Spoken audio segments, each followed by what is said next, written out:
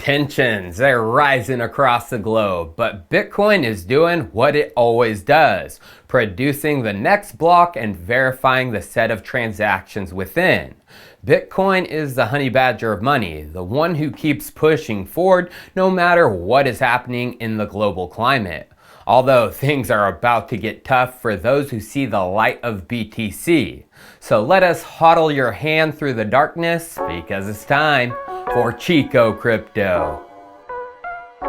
So this week I've talked about Bitcoin and adoption happening within countries across the globe.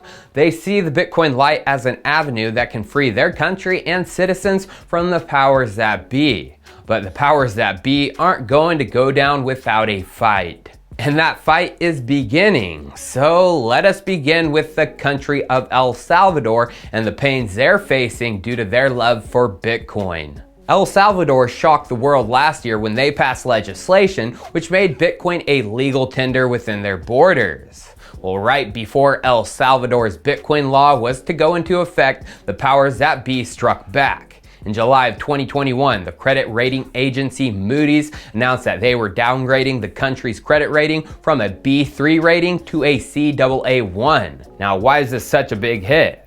Well, this brought El Salvador down into the lowest rung of credit ratings, from high credit risk down to very high credit risk. This means the country's debt was now considered junk bonds, which means they are very unlikely to repay any debts. Investors worldwide pay close attention to Moody's ratings, and with this new very high-risk rating, El Salvador is very unlikely to get much financing through the typical financial rails, which Moody's actually explains in their press release. Moody's said, there has not yet been a formal agreement on an International Monetary Fund IMF program to alleviate funding constraints and to lend credibility and anchor market confidence such that the maturing market debt can be rolled over at sustainable rates. Now I wonder what is the reason for the downgrade? Well, they explain it in the release too. It's Bitcoin. They say under the Section 2nd driver, a deterioration in the quality of policy making. More controversially, on 9th of June, the Legislative Assembly approved the world's first law to make Bitcoin, a cryptocurrency, legal tender in the country,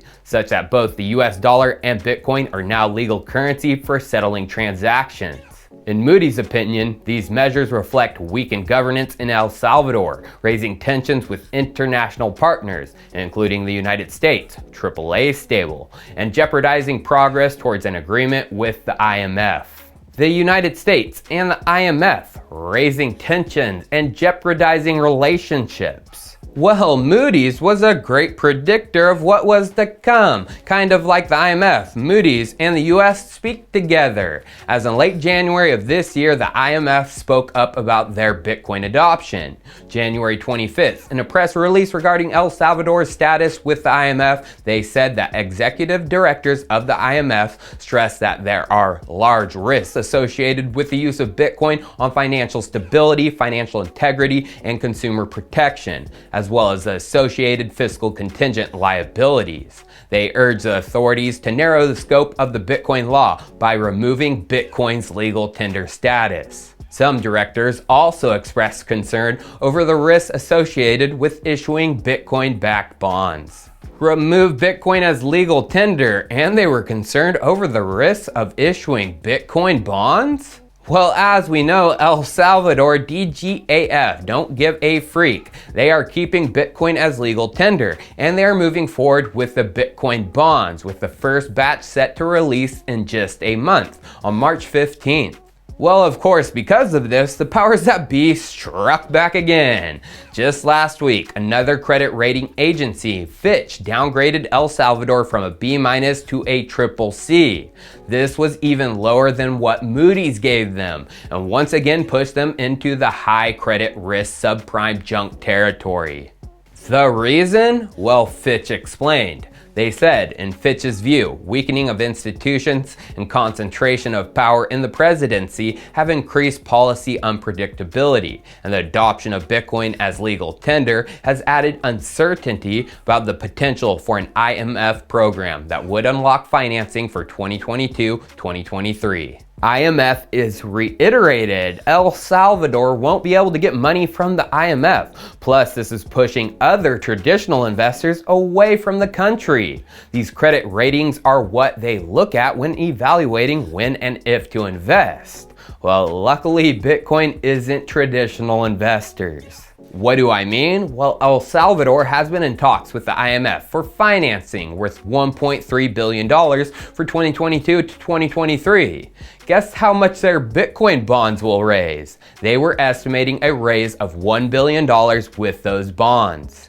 Well, there is major hype for the bonds. They expect the bonds to reach that $1 billion, but the country's finance minister expects the offering to be oversubscribed by an additional $500 million.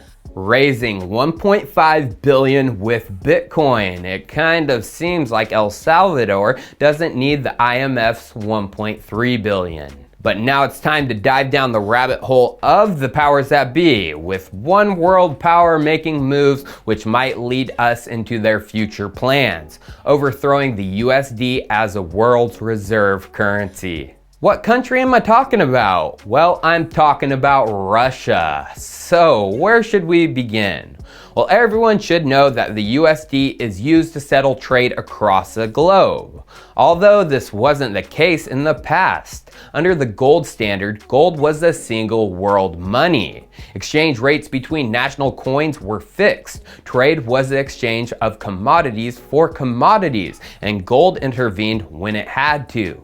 No country could settle trade with its paper money. Although that all changed with Bretton Woods back in 1944. Under the Bretton Woods system, gold was the basis for the US dollar, and other currencies were pegged to the US dollar's value. But then in the early 1970s, gold was completely thrown out the window when President Richard M. Nixon announced that the US would no longer exchange gold for US currency.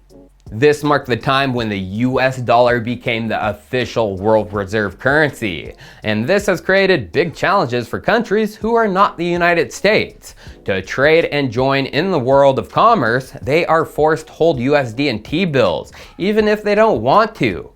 It creates an imbalance of power that can't be sustained in the long term, both for practical and political reasons. But what's the alternative? Well, Russia would love if everyone used the Russian ruble, but that's never going to happen.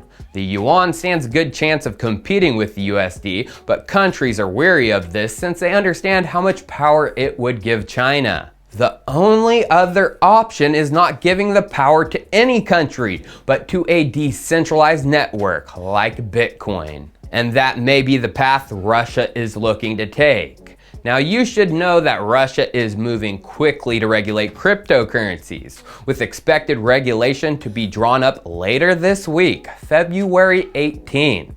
What will this legislation entail? Well, from a Russian media outlet, Kommersant, they say, the government and the Bank of Russia have agreed on a future regime for the circulation of cryptocurrencies in Russia. Before February 18th, they will prepare a draft law on the circulation of digital currencies in the Russian Federation, in which cryptocurrencies are recognized as an analog of currencies and not digital financial assets. Russia just might be treating Bitcoin in the same way as foreign currencies, and this opens up some very interesting possibilities. Number one, the Russian central bank could hold Bitcoin on its balance sheet as a foreign reserve. Number two, Bitcoin could be used to settle trade with foreign countries. And number three, Russia could even dedicate state resources towards Bitcoin mining. Now, why would Russia be doing this so quickly? Just last month, there was talks of them banning Bitcoin, and this month they're talking of treating it as a foreign currency? Well, everyone should know about the rising Russia and Ukraine tensions, and Russia just might be making some big geopolitical moves. In response to Russia's invasion, the US Senate is drawing up a bill that would have some big consequences if Russia decides to invade. Let's hear from the creator of the bill, Senator Bob Menendez, on what this would entail. The legislation that I drafted, which I call the mother of all sanctions bill, is one to deter Russia and says all of these things will happen. Putin personally sanctioned, Russia's sovereign debt sanctioned, sectoral elements of their economy, including the single most significant one, their energy sector, the removal from SWIFT, the International Financial Transaction Systems, and others, is there as a message: if you invade, here's all the consequences you're going to face. Then Senator Lindsey Graham spoke just a couple days ago about this bill again. The best thing that can happen is for us to pass a sanctions package, pre-invasion with a waiver, post-invasion sanctions that would destroy the ruble and cripple the Russian economy. Removal from the international financial system, SWIFT, destroy the Russian ruble, cripple the Russian economy. Could Bitcoin and crypto be their way around this? Well, why draft up and enact legislation recognizing the asset as currencies? Well, those questions and more will be answered very soon. Cheers, I'll see you next time.